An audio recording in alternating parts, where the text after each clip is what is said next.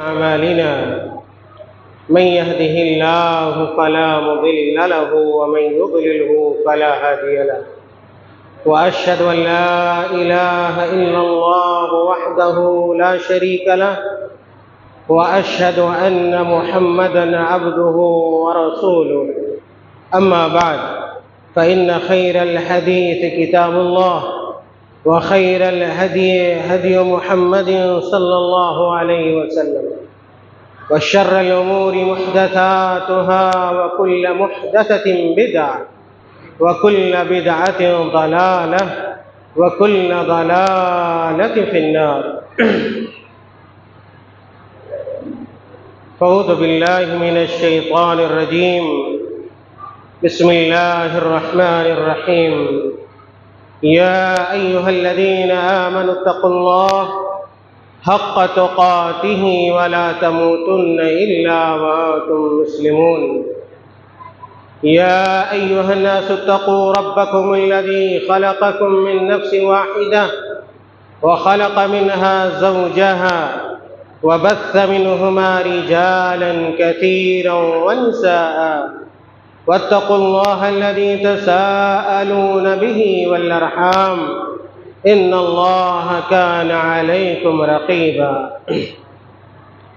يا أيها الذين آمنوا اتقوا الله وقولوا قولا سديدا يصلح لكم أعمالكم ويغفر لكم ذنوبكم ومن يطع الله ورسوله فقد فاز فوزا عظيما وقال تعالى في مقام آخر والفجر وليال عشر وقال النبي صلى الله عليه وسلم أفضل أيام الدنيا العشر محترم حاضرین جمعہ، بزرگوں، نوجوان ساتھیوں، پیارے بچوں اور میری آواز سننے والی میری ماں اور بہن، ہم اور آپ جس مہینے سے گزر رہے ہیں وہ عربی سال کا ذی قعدہ مہینہ کہا جاتا ہے اور یہ عربی کیلنڈر کا 11واں مہینہ ہے۔ آج ذی قعدہ کی 29 تاریخ ہے اور اس بات کا امکان ہے کہ آج اگر چاند نمودار ہو جائے تو پھر کل کا جو مہینہ شروع ہوگا وہ ذی الحجہ ہوگا، ذی الحجہ کی پہلی تاریخ ہوگی۔ میرے بھائیوں، آپ کو یہ جاننا چاہیے ایک مسلمان ہونے کے ناطے، ایک صاحب ایمان ہونے کے ناطے کہ اللہ رب العزت نے بعض دنوں کو بعض دنوں پر فضیلت عطا کی، بعض راتوں کو بعض راتوں پر فضیلت عطا کی ہے، بعض مہینوں کو بعض مہینوں پر فضیلت عطا کی ہے۔ جن دنوں کو اللہ رب العالمین نے فضیلت بخشی ہے اور ان دنوں میں انجام دیے گئے اعمال کے اجر و ثواب کو دوگنا سے گنا قرار دیا ہے، یا یہ کہ محبوب اور پسند فرماتا ہے، انہی دنوں میں سے، انہی ایام میں سے ذی الحجہ کے ابتدائی 10 دن بھی ہیں، جس کو ہم اور آپ عشرہ ذی الحجہ کے نام سے جانتے ہیں۔ میرے بھائیوں، آج کے خطبہ جمعہ میں ہمارا جو مرکزی عنوان ہوگا اور جس حوالے سے ہماری گفتگو ہوگی، اس کا محور اور مرکز عشر ذی الحجہ، یعنی آنے والا جو مہینہ ہے، ممکن ہے کل سے شروع ہو جائے، اگر 29 کا چاند نکل آئے، یا کہ اس بات کا بھی امکان ہے کہ ذی الحجہ کی پہلی تاریخ کل نہ ہو کر پرسوں ہو، تو جو مہینہ شروع ہونے والا ہے اس کے جو شروع کے 10 دن ہیں، آپ یاد رکھیے کہ ان 10 دنوں کی بڑی فضیلت اللہ رب العالمین نے قرآن کریم کے اندر ارشاد فرمایا۔ سورۃ الفجر کی ابتدائی آیتیں میں نے آپ کے سامنے رکھی ہیں۔ اللہ تعالیٰ نے کہا والفجر ولیال عشر، اللہ تعالیٰ نے فجر کے وقت کی قسم کھائی اور کہا ولیال عشر، اور اسی طرح 10 راتوں کی قسم کھائی اللہ رب العالمین نے۔ اہل علم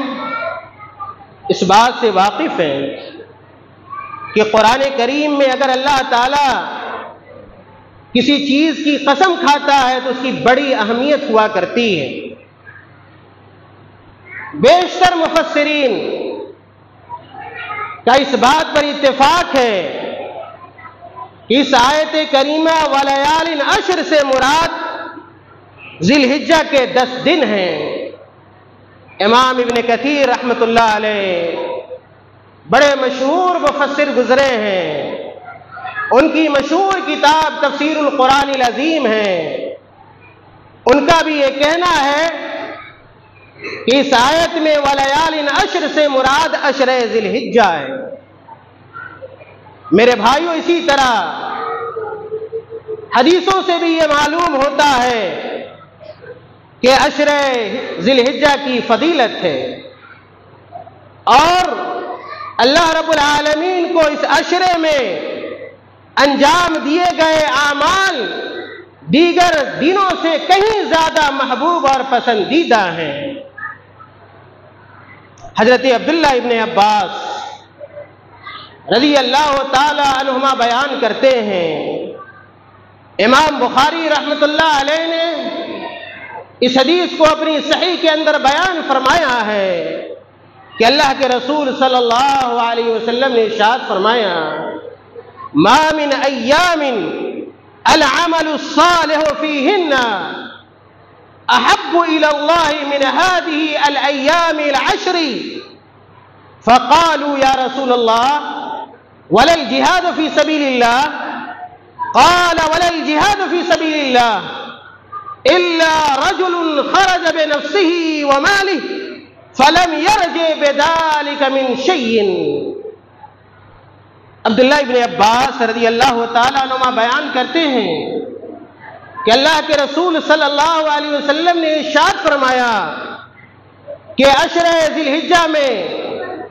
انجام دیے جانے والے اعمال اللہ تعالیٰ کو سب سے زیادہ محبوب ہے، پسندیدہ ہیں۔ جب یہ بات صحابہ کرام نے سنی تو صحابہ کرام نے سوال کیا پیارے رسول صلی اللہ علیہ وسلم سے کہ اے اللہ کے رسول صلی اللہ علیہ وسلم، کیا جہاد سے بڑھ کر بھی ان 10 دنوں میں انجام دیے گئے اعمال اللہ تعالیٰ کو پسند ہیں؟ تو اللہ کے رسول صلی اللہ علیہ وسلم نے کہا کہ وَالْجِهَادُ فِي سَبِيلِ اللَّهِ، کہ ہاں جہاد جیسے عمل سے بھی بڑھ کر ان 10 دنوں میں انجام دیے جانے والے اعمال اللہ تعالیٰ کو عزیز ہیں، پیارے ہیں، سوائے اس مجاہد کے إِلَّا رَجُلٌ خَرَجَ بِنَفْسِهِ وَمَالِهِ، سوائے اس مجاہد کے جو اپنی جان کے ساتھ راہ الہی میں نکلتا ہے، جہاد کے راستے میں نکلتا ہے، اپنے مال کے ساتھ جہاد کے راستے میں نکلتا ہے، اور اللہ کی راہ میں اپنی جان کو بھی قربان کر دیتا ہے اور اپنے مال کو بھی قربان کر دیتا ہے، ایسے مجاہد کا اجر و ثواب تو زیادہ ہو سکتا ہے، لیکن اس کے علاوہ کوئی ایسا عمل نہیں ہے جس کا اجر و ثواب ان 10 دنوں میں انجام دیے گئے اجر و ثواب کاموں سے بڑھ جائے۔ میرے بھائیوں، اس حدیث سے بھی یہ بات معلوم ہوتی ہے کہ عشر ذی الحجہ کی بڑی فضیلت ہے، اور اللہ کے رسول صلی اللہ علیہ وسلم نے ان 10 دنوں میں ہمیں زیادہ سے زیادہ اعمال صالحہ انجام دینے پر ابھارا ہے، اکسایا ہے۔ آپ دیکھیں کہ اللہ تعالیٰ نے قرآن کریم کے اندر ان 10 دنوں کی 10 راتوں کی قسم کھائی، اور میں نے کہا کہ قسم اس چیز کی اللہ رب العالمین کھاتا ہے جس کی اہمیت ہوتی ہے، فضیلت ہوتی ہے، مقام ہوتا ہے، مرتبہ ہوتا ہے۔ اور عشر ذی الحجہ کی فضیلت کے حوالے سے آپ دیکھیں کہ اسی عشرے میں خاص طور سے عرفہ کے دن اللہ تعالیٰ نے دین اسلام کو مکمل کیا، اور اپنی نعمتیں اللہ تعالیٰ نے ہم لوگوں پر تمام کی۔ ایک یہودی نے حضرت عمر رضی اللہ تعالیٰ عنہ سے کہا کہ اے عمر، آپ کی جو کتاب قرآن مجید ہے اس کے اندر ایک ایسی آیت ہے جو آیت اگر ہمیں مل جاتی اور ہماری کتاب میں اگر نازل ہوتی تو اس دن کو ہم لوگ عید کا دن بنا لیتے۔ جب یہ بات عمر رضی اللہ تعالیٰ عنہ نے اس یہودی سے سنا تو کہا کہ مجھے معلوم ہے کہ وہ کون سی آیت ہے، کب نازل ہوئی ہے، کس حالت میں نازل ہوئی ہے۔ اور پھر حضرت عمر رضی اللہ تعالیٰ عنہ نے کہا کہ وہ آیت قرآن کریم کی یہ آیت ہے، اليوم اکملت لکم دینکم واتممت علیکم نعمتی ورضیت لکم الاسلام دینا۔ میرے بھائیوں، یہ قرآن کریم کی عظیم ترین آیت کا نزول بھی اسی عشر ذی الحجہ میں ہوا ہے۔ اس سے بھی عشر ذی الحجہ کی اہمیت اور اس کی فضیلت معلوم ہوتی ہے۔ اور میں نے کہا کہ اس عشرے میں ہم اور آپ جو بھی نیک کام انجام دیں گے وہ اللہ تعالیٰ کو زیادہ محبوب ہیں، زیادہ پسندیدہ ہیں، اور اللہ تعالیٰ جس چیز کو پسند کرتا ہے، محبوب رکھتا ہے، اس کے اجر و ثواب کو دوبالا کر دیتا ہے، بڑھا چڑھا دیتا ہے۔ اور اس عشر ذی الحجہ میں اللہ تعالیٰ نے ہمیں اور آپ کو ذکر کرنے کا حکم دیا ہے۔ اللہ تعالیٰ نے قرآن کریم کے اندر ارشاد فرمایا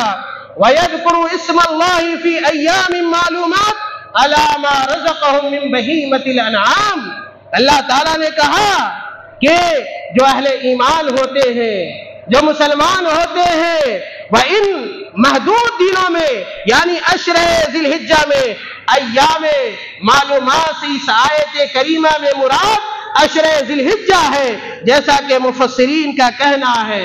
میرے بھائیوں، پتہ چلا کہ اس عشر ذی الحجہ میں اللہ تعالیٰ نے ہمیں زیادہ سے زیادہ اس بات کا حکم دیا ہے کہ ہم ذکر و اذکار کریں، اللہ تعالیٰ سے دعا اور مناجات کریں، اللہ تعالیٰ کے سامنے اپنے سوالات کو رکھیں۔ میرے بھائیوں، اسی طرح آپ دیکھیں کہ اس عشر ذی الحجہ کی فضیلت میں سے یہ بات بھی ہے کہ یہ 10 دن جو ہے یہ اللہ تعالیٰ کو دیگر تمام دنوں سے زیادہ محبوب ہے، پسندیدہ ہے، بلکہ اللہ کے رسول صلی اللہ علیہ وسلم نے ان 10 دنوں کو افضل ترین ایام قرار دیا ہے۔ حضرت جابر بن عبداللہ رضی اللہ تعالیٰ عنہ کہتے ہیں کہ اللہ کے رسول صلی اللہ علیہ وسلم نے ارشاد فرمایا، یہ حدیث میں نے شروع میں پڑھی کہ آپ صلی اللہ علیہ وسلم نے کہا افضل ایام الدنیا العشر، افضل ایام الدنیا، کہ دنیا کے تمام دنوں میں سب سے افضل ترین اگر کوئی ایام ہے یا دن ہے تو اللہ کے رسول صلی اللہ علیہ وسلم نے کہا العشر و عشر ذی الحجہ ہے۔ یہ صحیح ابن حبان کی روایت ہے، اور علامہ البانی رحمۃ اللہ علیہ نے اس حدیث کو صحیح قرار دیا ہے۔ میرے بھائیوں، عشرہ ذی الحجہ کی فضیلت میں سے یہ بات بھی شامل ہے کہ عشرہ ذی الحجہ ہی میں عرفہ کا دن آتا ہے، انہی 10 دنوں میں سے عرفہ کا دن بھی ہے، اور جس دن روزہ رکھنا مستحب ہے، مسنون ہے۔ اور اگر کوئی شخص عرفہ کا روزہ رکھتا ہے، ہمارے یہاں چلن یہ ہے، رواج یہ ہے کہ عورتیں ماشاءاللہ نفلی روزوں کا اہتمام تو کرتی ہیں، لیکن مردوں کے ہاں یہ اہتمام پایا نہیں جاتا۔ میرے بھائیوں، یہ نفلی عبادتیں جس طرح عورتوں کے لیے ہے اسی طرح مردوں کے لیے بھی ہے، کوئی تفریق میرے بھائیوں نہیں ہونی چاہیے۔ تو عرفہ کا اگر کوئی روزہ رکھتا ہے تو اللہ کے رسول صلی اللہ علیہ وسلم نے اس کی فضیلت بیان کی اور کہا یکفر السنۃ الماضیۃ والباقیہ، کیا جو شخص عرفہ کا روزہ رکھتا ہے یعنی ذی الحجہ کی 9 تاریخ کو، ذی الحجہ کی 9 تاریخ کو، اور اس دن روزہ رکھنے کا اہتمام کرنا چاہیے۔ میرے بھائیوں، اگر ہم اور آپ روزہ رکھتے ہیں، دیکھیے اس کا کتنا بڑا اجر ہے، ثواب ہے۔ اللہ کے رسول صلی اللہ علیہ وسلم نے کہا یکفر السنۃ الماضیۃ والباقیہ، کہ عرفہ کے دن روزہ رکھنے والے شخص کا 1 سال پرانا اور 1 سال اگلا یعنی 2 سالوں کا کے گناہ کو اللہ تعالیٰ بخش دیتا ہے، معاف کر دیتا ہے۔ یہ حدیث صحیح مسلم کی ہے۔ میرے بھائیوں، عشرہ ذی الحجہ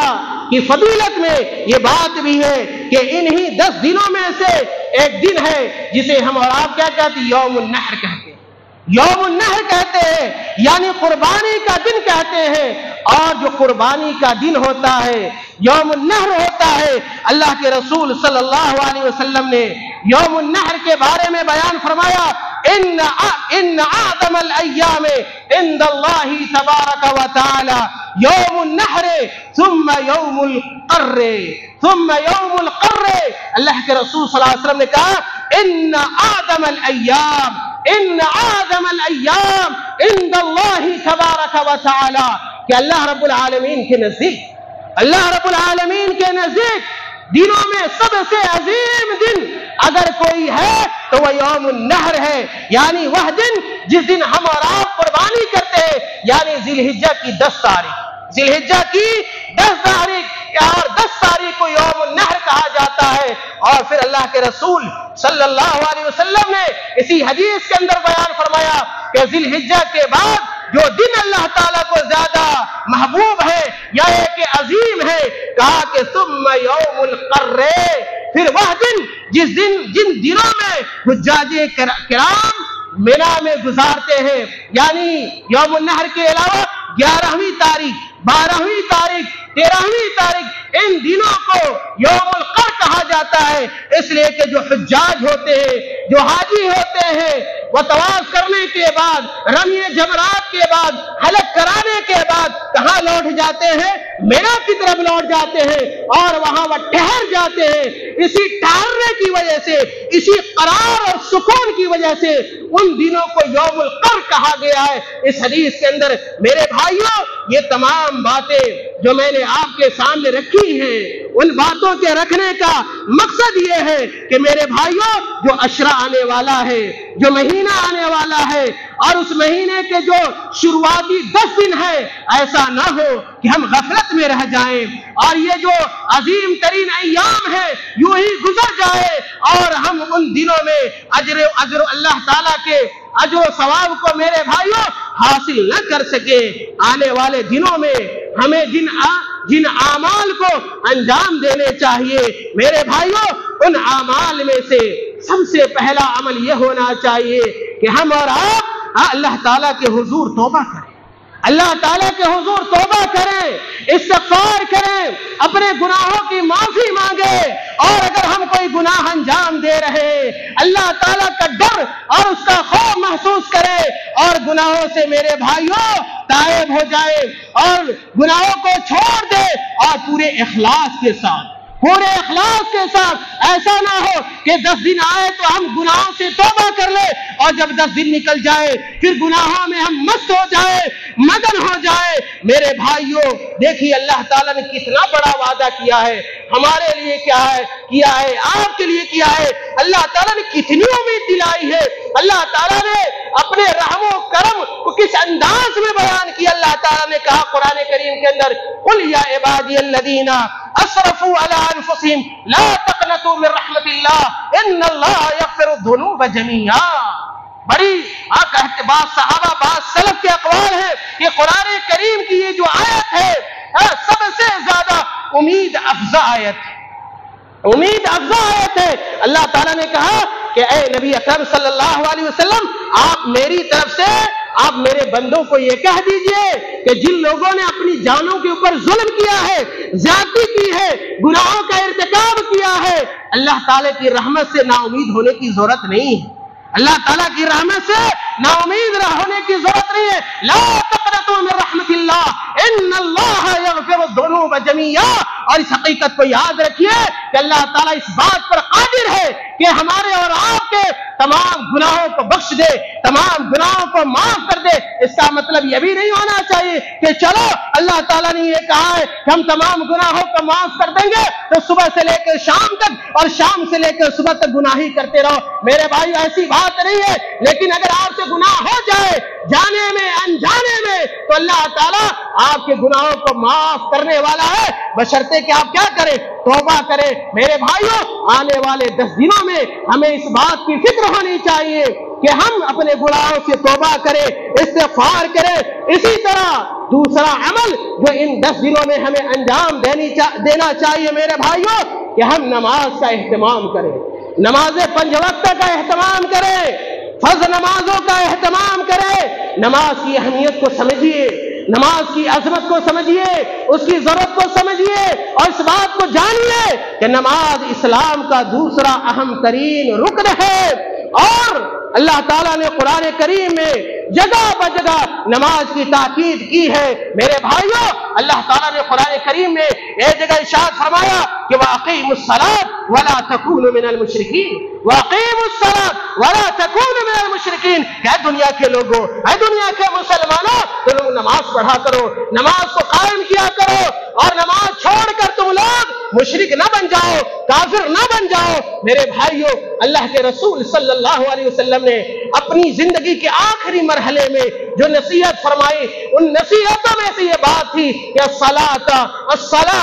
وما ملکت ایمانکم. کہ اے میرے صحابہ, اے میری امت کے لوگوں, تم لوگ نماز کا خیال رکھنا, نماز کا خیال رکھنا اور لونڈیوں کا, بادیوں کا خیال رکھنا. میرے بھائیوں اسی طرح عشرہ ذی الحجہ میں جو اعمال ہمیں اور آپ کو انجام دینے چاہیے ان اعمال میں سے حج کی ادائیگی بھی ہے, عمرے کی ادائیگی بھی ہے. اگر اللہ تعالیٰ نے ہمیں اور آپ کو یہ صلاحیت دی ہے, یہ استطاعت دی ہے کہ ہم بیت اللہ کی زیارت کر سکیں تو ہمیں دیر نہیں کرنی چاہیے, تاخیر نہیں کرنی چاہیے. اللہ تعالیٰ نے قرآن میں حج کا حکم دیا اور کہا وَلِلَّهِ عَلَى النَّاسِ حِجُّ الْبَيْتِ مَنِ اسْتَطَاعَ إِلَيْهِ سَبِيلًا. اور اسی طرح اللہ کے رسول صلی اللہ علیہ وسلم نے اپنی حدیث کے اندر بیان فرمایا تابعوا بین الحج والعمرة فإنهما ينفيان الفقر والذنوب كما ينفي الكير خبث الحديد والذهب والفضة وليس للحجة المبرورة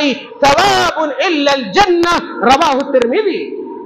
میرے بھائیوں اللہ کے رسول صلی اللہ علیہ وسلم نے حج کے بارے میں اور عمرہ کے بارے میں کہا تابعوا بین الحج والعمرہ. کہ اے مسلمانوں, اے مومنوں, حج کے بعد حج, عمرہ کے بعد عمرہ, یعنی ایک حج کر چکے تو دوسرا حج کرنے کا بھی ارادہ رکھو. ایک مرتبہ اگر عمرہ کر چکے تو دوسرے عمرے کی بھی آپ کو خواہش ہونی چاہیے. اور کہا اللہ کے رسول صلی اللہ علیہ وسلم نے حج کی فضیلت کو اور عمرے کی فضیلت کو بیان کرتے ہوئے کہا فإنهما ينفيان الفقر والذنوب. کہ اگر آپ حج کریں گے, اگر آپ عمرہ کریں گے تو اللہ تعالیٰ آپ کے فقر و فاقہ کو دور کر دے گا, آپ کی غربت کو دور کر دے گا. اور ساتھ ہی ساتھ حج اور عمرہ کرنے کا فائدہ یہ ہوگا کہ جس طرح اگر زنگ آلود لوہا भट्टी पे रखा जाता है, तो भट्टी पे रखने की वजह से लोहे का जंग खत्म हो जाता है, दूर हो जाता है। इसी तरह हज और उम्रा करने की वजह से आदमी का गुनाह भी मिट जाता है, खत्म हो जाता है। मेरे भाइयों, तो इस अशरे में हज और उम्रे का भी एहतमाम करना चाहिए। इसी तरह नफली रोजे रखने चाहिए। मैंने कहा कि अरफा का रोजा, और साथ ही साथ अगर कोई चाहता है कि पूरे 9 दिनों का, यानी जिलहिज्जा में 1 तारीख से लेकर 9 तारीख तक रोजा रखे, मेरे भाइयों वो रोजा रख सकता है, बल्कि रखना चाहिए। तो इन 10 दिनों में नफली रोजों का भी हम एहतमाम करें। और इसी तरह अशरे जिलहिज्जा में ज्यादा से ज्यादा हमारी जबान से तकबीर के कलमात अदा होने चाहिए, तहमीद के कलमात अदा होने चाहिए, ला इलाहा इल्लल्लाह जैसे कलमात अदा होने चाहिए। दूसरी जो मसनून दुआएं हैं, उन दुआओं को हमें पढ़ना चाहिए। मेरे भाइयों, आप देखें कि इस अशरे में 2 तरह की तकबीर कही जाती है। ये चंद मसाइल हैं जिन्हें हमें जानना चाहिए। मेरे भाइयों, तकबीरात में तकबीरात मुतलक भी है, यानी जैसे जिलहिज्जा का चांद नजर आ जाए तो आज ये मसनून है कि आदमी तकबीर पुकारना शुरू कर दे, और जब तक 13वीं तारीख रहे, 13वीं 1 तारीख से लेकर, यानी 1 जिलहिज्जा से लेकर 13वीं जिलहिज्जा तक आदमी का तकबीर बुलाना, पुकारना ये मसनून है, और इसको तकबीरे मुतलक कहा जाता है, तकबीरे मुतलक कहते हैं। और दूसरी जो किस्म है वह तकबीरे मुक़य्यद की है, यानी कि जिलहिज्जा में नमाजों के बाद, खास तौर से कब कि अरफा के दिन,